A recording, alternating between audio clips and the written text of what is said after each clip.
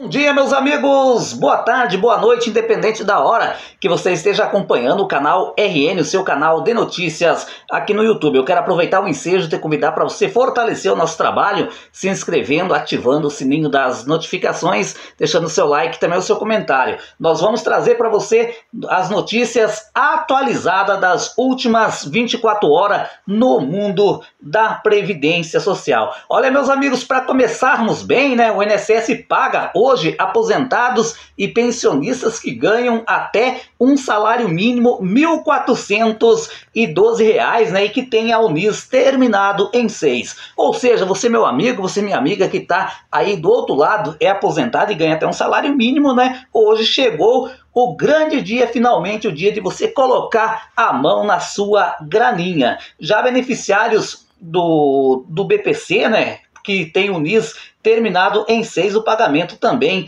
está sendo liberado no dia de hoje. Já aposentados e pensionistas do INSS que recebem acima de um salário mínimo até o teto, que tem o NIS terminado em 1, né, recebe a sua aposentadoria no dia de hoje. É importante ressaltar que começa no dia de hoje oficialmente o pagamento dos aposentados e pensionistas que ganham acima do salário mínimo. Olha, meus amigos, ontem encerrou o pagamento, né, do Bolsa Família, competência do mês de julho. Mas não precisa ficar triste, porque o calendário do mês de agosto já foi liberado e vai começar a ser pago no dia 19 de agosto. É importante ressaltar que para os moradores, né, que recebem o Bolsa Família lá do Pernambuco também vão receber R$ 150 a mais na sua conta relativo ao 13º salário.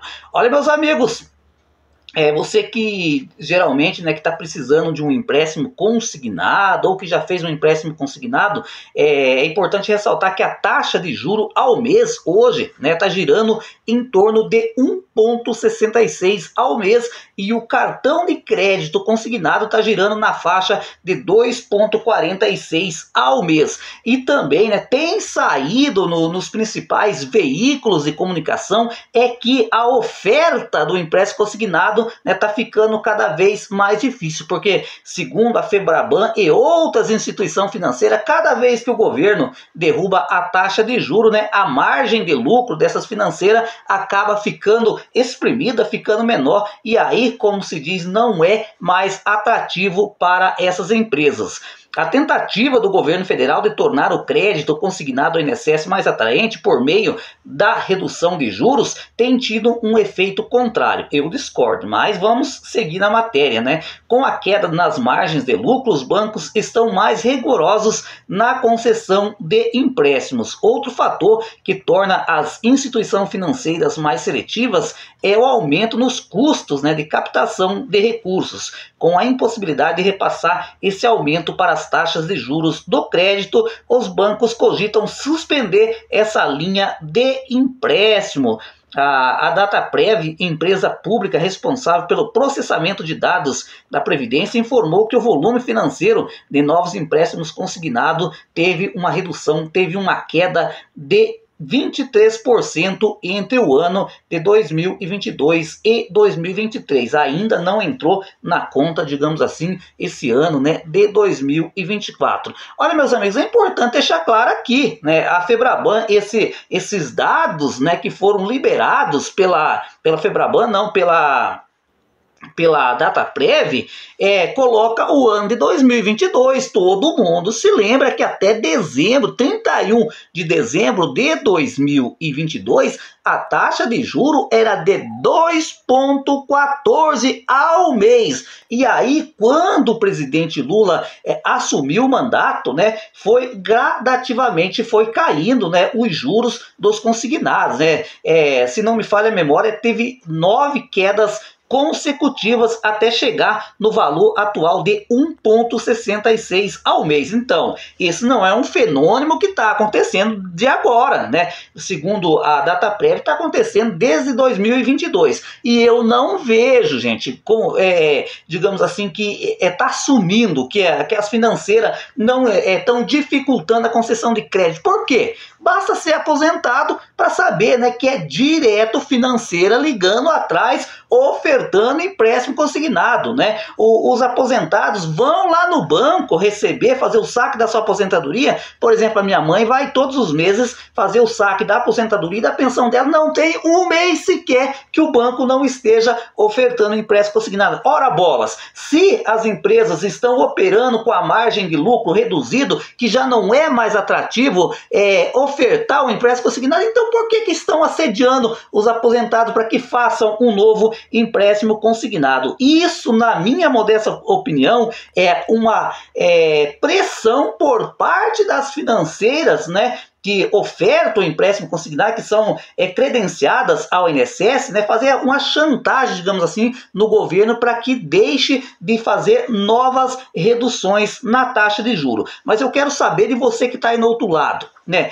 Aí onde você mora, tá difícil fazer empréstimo consignado? Comente aqui embaixo para a gente saber como é que tá aí na sua região, porque aqui na região central do estado do Paraná só não pega empréstimo consignado quem não quiser. Olha, meus amigos, o Sindicato dos Trabalhadores do Seguro Social e da Previdência anunciou que a greve do INSS vem crescendo. Olha aí, meus amigos, em vez de diminuir a greve, em vez de parar a greve que está acontecendo entre os servidores do INSS, está aumentando, ou seja, vem crescendo a cada dia e deve se intensificar até o início de agosto, né? Ou seja, ainda nos próximos dias essa greve ainda deve ganhar força, digamos assim. Segundo a entidade, houve uma queda substancial na produtividade, tanto no serviço presenciais como no semipresencial ou remoto. É óbvio, né, se os funcionários estão de greve, naturalmente, né, que o trabalho, né, que esses servidores fazem lá no INSS não vai acontecer,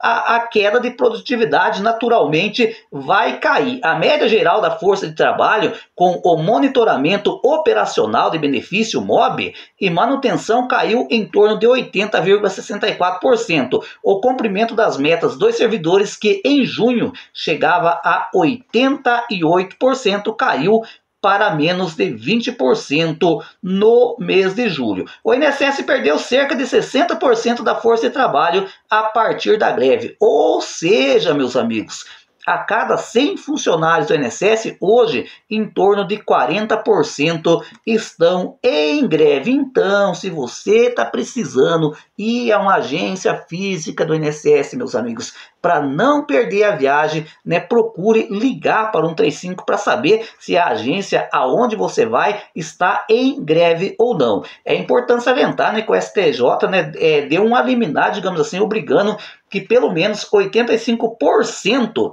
né, dos funcionários do INSS voltem a trabalhar. Mas me parece, né? Mas me parece que não é bem assim que está acontecendo, porque, segundo o sindicato dos servidores, a greve vem aumentando, vem ganhando adesão. Olha, meus amigos, a tecnologia representa uma aliada, né, em nossas vidas, pois acaba facilitando diversos processos e diminui distância. O INSS será cada vez mais introduzido na tecnologia de atendimento. Um desses exemplos, né, é o AtesteMed. Ou seja, meus amigos, né, o AtesteMed, né, que foi implementado para tentar reduzir a fila no auxílio-doença, já está se tornando dor de cabeça por parte do governo federal, por parte do próprio INSS, porque há, digamos assim, a concessão muito maior de benefício do que se imaginava, né? Inclusive o ex-presidente do INSS, o Leonardo Rolim, né, ele falou recentemente em entrevista, gente, que, por exemplo, que querendo ou não, a AtesteMed pode sim, né, fazer com que tenha fraude, né? Porque a pessoa pode muito bem comprar um laudo médico, né, para que um perito de maneira remota, como que o perito de maneira remota vai saber que aquele laudo é comprado ou não, né? De acordo com últimos dados divulgados em maio, a concessão de benefício por incapacidade temporária, o auxílio-doença, teve um crescimento de 49% em relação ao mesmo mês do ano passado. Foram pagos 1,6 milhão de benefícios, o que representa 532 mil benefícios a mais do que 2023. Na verdade, gente, eu vejo, né, a Testmed, né, como foi uma medida necessária, gente. Foi uma medida necessária. Pode ser que houve uma concessão maior do que a prevista? Pode acontecer de ter algumas pessoas que conseguiram auxílio-doença mediante fraude? Pode, né? Porque a gente sabe, né, que tem pessoas, né, que têm conhecimento com um médico, né, com médicos famosos, digamos assim, para emitir um laudo, né? Esse laudo passa em muitas situações facilmente pelo INSS, né? Mas a gente sabe também, né, que a grande maioria das pessoas que estão recebendo o auxílio-doença através da Atestmed, né, são pessoas, digamos assim, que realmente estão adoentados. Desse modo, a Previdência vem tendo um salto nos gastos com o benefício. O ex-presidente do INSS, como eu vinha falando, o Leonardo Rolim, declarou ao jornal Folha de São Paulo, né, que o salto na concessão desse benefício e o consequente aumento nos gastos coloca em xeque a Testmed. Rolim também disse que o formato atual da Testmed abre brechas para irregularidades, inclusive por meio de compras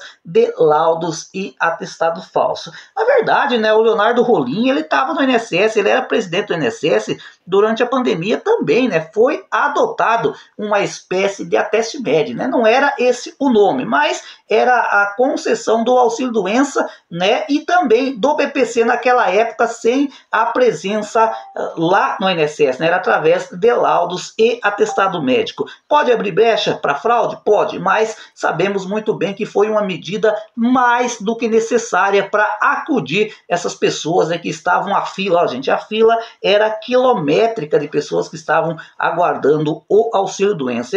Eu vou mais longe, gente, o auxílio-doença, a Testmed deveria não ser só implantado para o auxílio-doença, mas deveria estar valendo também para o BPC e deveria também estar valendo para a aposentadoria por invalidez, né? Se bem que está valendo para o auxílio-doença, naturalmente, que dependendo da gravidade da saúde do segurado, o médico já pode conceder uma aposentadoria por invalidez logo de cara, né? Ou então, quando a pessoa vai pedir a prorrogação do benefício, o médico percebe que a pessoa não melhorou, ao invés de melhorar, só piorou, né? Acaba muitas vezes convertendo esse auxílio-doença em uma aposentadoria por invalidez.